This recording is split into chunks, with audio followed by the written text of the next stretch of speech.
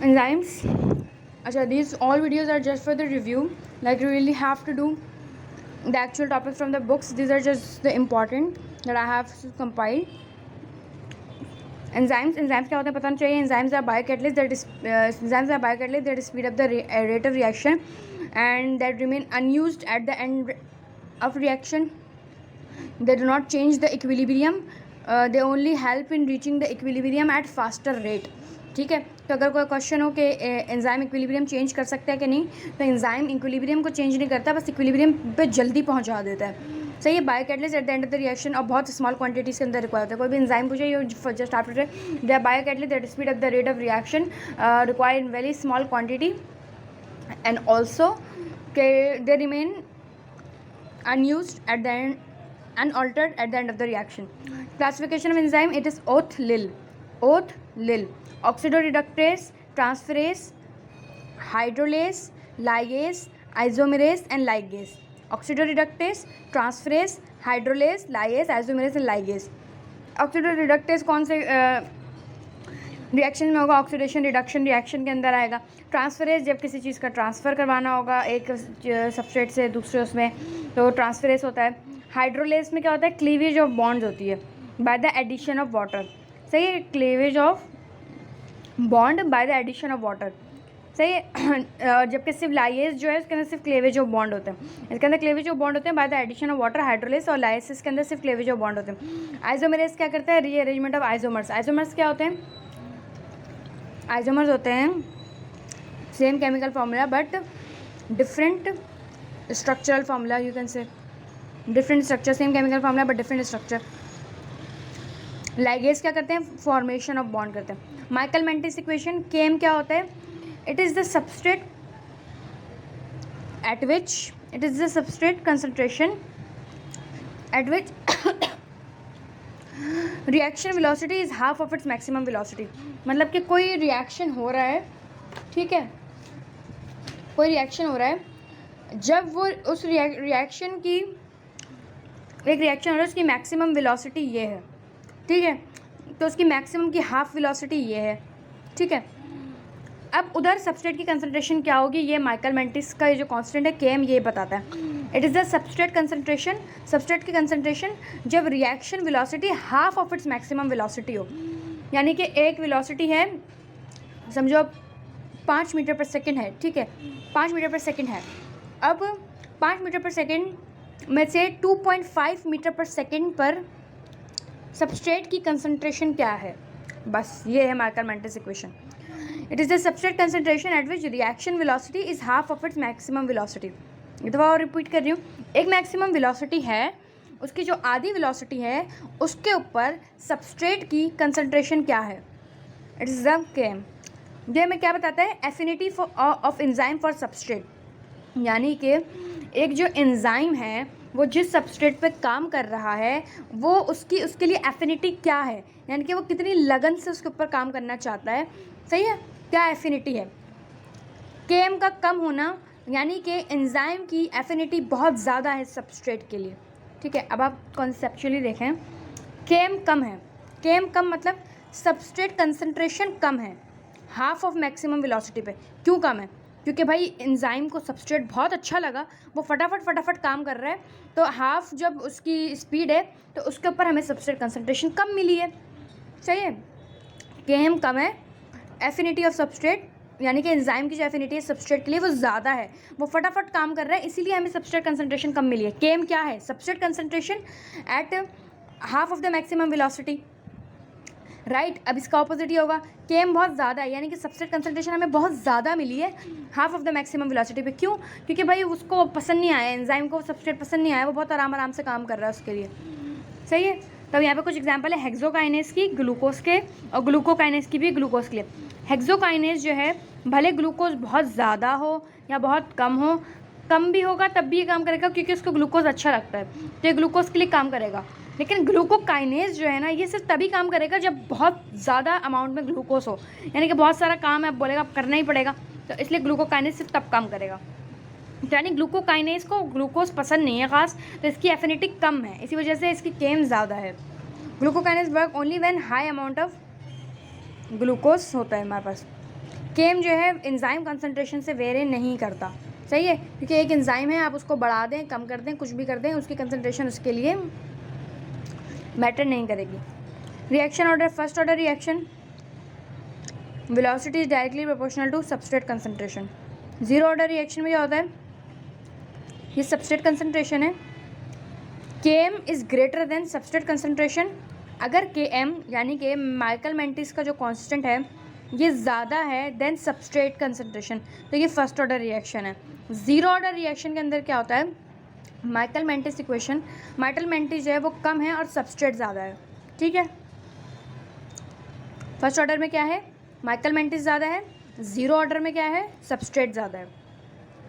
तो ये सिर्फ एक का याद रख लो कि फर्स्ट ऑर्डर के अंदर माइकल मेंटिस ज़्यादा, सबस्ट्रेट कम, सही है।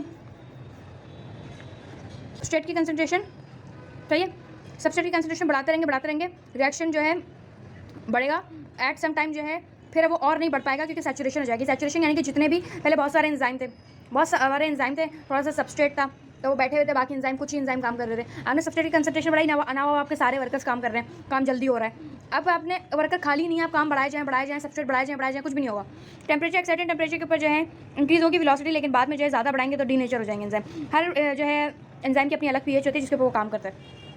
अब हम इनहिबिशन देखेंगे। इनहिबिशन जो है हम एंजाइम को इनहिबिट कैसे कर सकते हैं, इरिवर्सिबली। ये बात याद रखनी है कि इरिवर्सिबली कब इनहिबिट होगा, कोवेलेंट बॉन्ड्स आ जाएंगे, ठीक है। नॉन कॉम्पिटिटिव में रिवर्सिबल नहीं होगी, इसके अंदर लिखा है कि नॉन कॉम्पिटिटिव के अंदर इरिवर्सिबल इनहिबिशन होती है, ऐसा नहीं है। इरिवर्सिबल इनहिबिशन कब होगी, कोवेलेंट बॉन्डिंग में होगी। और रिवर्सिबल इनहिबिशन कैसे होती है, कॉम्पिटिटिव या नॉन कॉम्पिटिटिव बॉन्डिंग्स होती है, और ये नॉन कोवेलेंट बॉन्डिंग होती है। कोवेलेंट होगी तो फिर इरिवर्सिबल होगी।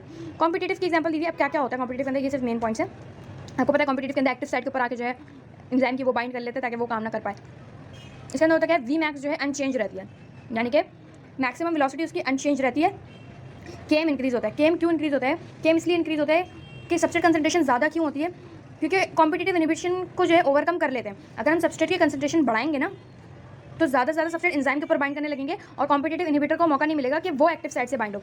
तो सबस्ट्रेट की कंसंट्रेशन बढ़ाने से कॉम्पिटिटिव इनहिबिशन खत्म हो जाती है, केम ज़्यादा होता है उसमें, सही। Half of the maximum velocity पे हम सबस्ट्रेट की कंसंट्रेशन हमें ज़्यादा मिलती है। यहाँ पे एग्जांपल है स्टैटिन्स, जो कि कॉम्पिटिटिव इनहिबिटर है, rate limiting step in cholesterol synthesis में। नॉन कॉम्पिटिटिव में क्या होता है, वी मैक्स जो है डिक्रीज होती है। यहाँ पे क्यों डिक्रीज होती है, क्योंकि नॉन कॉम्पिटिटिव जो है वो एक्टिव साइड पे बाइंड नहीं कर रहा है, वो किसी और साइड पे बाइंड करके एंजाइम को ऑल्टर करता है कि भाई तुम काम नहीं करो। अब वो जब बोले काम ही नहीं करो तो कुछ टाइम बाद या कभी भी जो है वी मैक्स तो डिक्रीज होएगी ना, क्योंकि वो बोल ही नहीं रहा कि आपने काम करना है, अपना मैक्सिमम काम देना है, उसको ऑल्टर कर दिया है, तो वी मैक्स आपकी डिक्रीज होगी। अब आप सबस्ट्रेट कितना भी बढ़ा लें, एक्टिव साइड पे तो हो ही नहीं रहा, वो दूसरी जगह पे बाइंड हो रहा है। आप सबस्ट्रेट कितना भी बढ़ा लें, नॉन कॉम्पिटिटिव इनहिबिशन को आप ओवरकम नहीं कर सकते, तो इसलिए केम हमारी जो है अनचेंज रहती है। एग्जाम्पल है पेनिसिलिन एंड एमॉक्सिलिन इनहिबिट करती है बैक्टीरिया की सेल वॉल सिंथेसिस के सिस्टम को।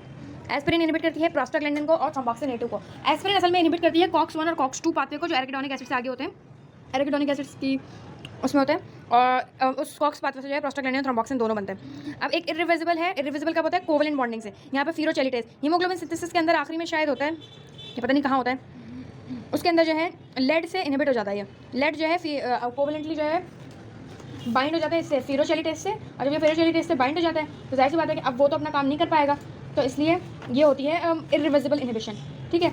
हमने देखिए एंजाइम की इनहिबिशन कैसे हो सकती है, रिवर्सिबली भी हो सकती है और इरिवर्सिबली भी हो सकती है। रिवर्सिबली इनहिबिशन कैसे हो रही है एंजाइम की, कि जो है कॉम्पिटिटिव, रिवर्सिबली कैसे हो रही है, कॉम्पिटिटिव या नॉन कॉम्पिटिटिव इनहिबिशन से हो रही है, ठीक है। अब जो है कॉम्पिटिटिव के अंदर जो है वी मैक्स जो है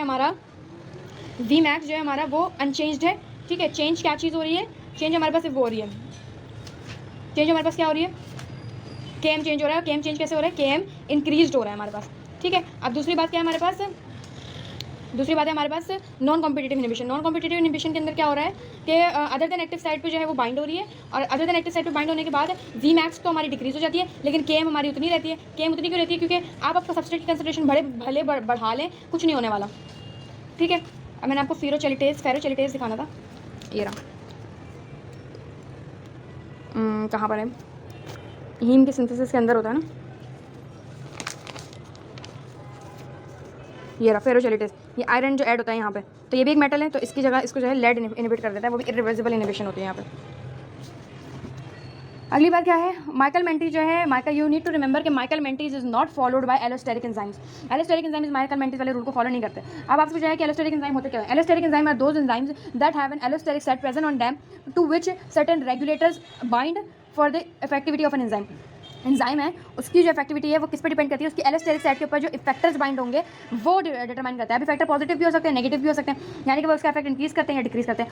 अब उसके अंदर जो है होमोट्रोफिक इफेक्टर्स भी आ जाते हैं, यानी कि जो सबस्ट्रेट है वो खुद ही जो है एज ए इफेक्टर काम कर रहा है। जैसे अगर हम हीमोग्लोबिन की एग्जाम्पल लें तो हीमोग्लोबिन में जब ऑक्सीजन बाइंड कर रही होती है तो पहली दफ़ा जो बाइंड कर रही होती है ऑक्सीजन, उसकी एफिनिटी बहुत कम होती है। फिर दूसरी दफ़ा जब जो बाइंड करती है उसके लिए एफिनिटी ज़्यादा हो जाती है, और फोर्थ वाले के लिए बहुत ज़्यादा एफिनिटी हो जाती है। ठीक है, तो ये होती है होमोट्रोफिक इफेक्टर, जिसकी एक एग्जाम्पल हमारी हीमोग्लोबिन अटैचमेंट विद ऑक्सीजन की है, और उसके अंदर कर्व जो बनता है वो सिग्मोइडल कर्व बनता है। अगली हीटरोट्रोफिक में क्या होती है, other than substrate as effectors, substrate के अलावा कोई चीज़ें जो इफेक्ट कर रही है। ठीक है, अब कोवेलेंट मॉडिफिकेशन यानी कि एंजाइम को जो है आप कोवेलेंट्स के साथ कोई चीज़ लगा दें तो बहुत ही है कोवेलेंट मॉडिफिकेशन। अब कोवेलेंट मॉडिफिकेशन यहाँ पे एग्जांपल दी हुई है फॉस्फेट ऐड करना या हटाने की। सही है, फॉस्फोराइलेशन या डीफॉस्फोराइलेशन। फॉस्फोराइलेशन जो है काइनेस, ठीक है, काइनेस से होती है फॉस्फोराइलेशन, और डीफॉस्फोरेशन कौन करवाता है, फॉस्फोटेसिस करवाते हैं। अब कुछ एंजाइम हैं जो फॉस्फोराइलेट होने से एक्टिव हो जाते हैं, कुछ एंजाइम हैं जो फॉस्फोराइलेट होने से डीएक्टिव हो जाते हैं। जो एक्टिव हो जाते हैं उसकी एग्जांपल है ग्लाइकोजन फॉस्फोराइलेज, और जो डीएक्टिवेट हो जाते हैं वो है ग्लाइकोजन सिंथेज। अब हमारे पास जो है कुछ है क्लिनिकल डायग्नोसिस। अच्छा, फंक्शन ऑफ एंजाइम्स आपसे कोई पूछे तो function enzyme first of all it speed up the rate of reaction, secondly it can be use as a clinical diagnosis, third बात कि इट इज ऑल्सो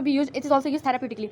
अब वो तो आपको पता चल गया कि कैसे इंक्रीज करते हैं, कि एक ऑल्टरनेट पाथवे दे देते हैं, एक्टिवेशन एनर्जी डिक्रीज कर देते हैं, ऐसे जो स्पीड ऑफ रिएक्शन को इंक्रीज करते हैं। क्लिनिकल डायग्नोसिस में कैसे ये एलानिन अमाइनो ट्रांसफरेज के लेवल्स बढ़े हुए हों तो मसला किधर आ रहा है, हेपेटिक टिश्यू में कोई मसला है। अमाइलेज के बढ़े हुए किसमें, पैनक्रियाटाइटिस के अंदर अमाइलेज बना होता है। ट्रोपोनिन या सी के, ये जो सी के है ये ट्रोपोनिन ये बढ़ा हुआ हो तो मायोकार्डियल इन्फार्क्शन।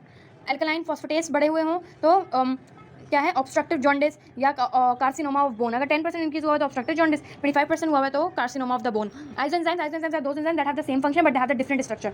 सही है, स्ट्रक्चर डिफरेंट होगा, फंक्शन सेम होगा। जैसे कि लैक्टेट डिहाइड्रोजनेज के 5 आइसोएंजाइम्स, इसके अंदर 2 यूनिट्स होते हैं H और M। अब H और M को अलग अलग अरेंज कर लो कि एक H4, H3M, H2M2, HM3 या M4, ऐसे करके इसके जो है 5 आइसोएंजाइम बनते हैं, यानी कि फंक्शन इनका सेम है, इनको काम एक ही चीज़ पे करना है, सिर्फ इनके जो है शक्लें अलग अलग हैं। ठीक है, क्रिएटाइन फॉस्फोकाइनेज की भी जो है 3 होते हैं, BB ब्रेन के लिए, MB हार्ट के लिए और MM स्केलेटल मसल के लिए। सही है, BB ब्रेन के लिए और M और B हार्ट के लिए। कभी कभार आप अपने हार्ट को जो है बोलते हैं मेरा दिल नहीं कर रहा, तो वो आपका दिमाग नहीं कर रहा होता, तो यहाँ पे ब्रेन से आप वो कर लें कि आपको एक बार हार्ट को भी अपना ब्रेन मान रहे होते हैं। MB that was a very stupid example but whatever. MM क्या है, स्केलेटल मसल के लिए। फंक्शन एंजाइम के बता दिया हमने। मेटाबॉलिक डायग्नोसिस, मेटाबॉलिक यानी कि वही कि rate of reaction banana. Diagnosis के हमने बता दिया कि कब कौन सा बड़ा होगा तो क्या होगा, एक बार पूछा भी था कि अमाइलेज बड़ा होगा तो क्या होता है, तो पैनक्रियाटाइटिस होता है। थेराप्यूटिकली कैसे, स्ट्रेप्टोकाइनेज जो है ब्लड क्लॉट्स को डिसॉल्व करता है, तो आफ्टर मायोकार्डियल इन्फेक्शन जो है हम स्ट्रेप्टोकाइनेज भी दे रहे होते हैं। एफिशिएंसी क्या होती है, number of substrate converted into product per enzyme per second, this is efficiency simply. Whole enzyme क्या होते हैं, एक्टिव एंजाइम्स होते हैं। Whole enzyme active enzyme, enzyme active को पता है जब उसमें प्रोटीन और नॉन प्रोटीन पार्ट दोनों हो। एपो एंजाइम जो होता है उससे प्रोटीन पार्ट होता है लेकिन नॉन एक्टिव होता है। को फैक्टर्स कौन से होते हैं, नॉन प्रोटीन पार्ट जो होता है वो को फैक्टर कहलाता है। ठीक है, नॉन प्रोटीन पार्ट को फैक्टर कहलाता है। इसके अंदर जो है को एंजाइम है, जैसे कि को एंजाइम क्या होते हैं, it is also the non protein part attach to the apoprotein. अगर coenzyme can be cosubstrate ऐसे होते हैं कि ट्रांजिएंटली अटैच होते हैं, जैसे कि निकोटिनामाइड एडेनाइन डाइन्यूक्लियोटाइड, ये हमारे पास प्रोस्थेटिक ग्रुप है। प्रोस्थेटिक ग्रुप क्या होते हैं, ये दोनों ही को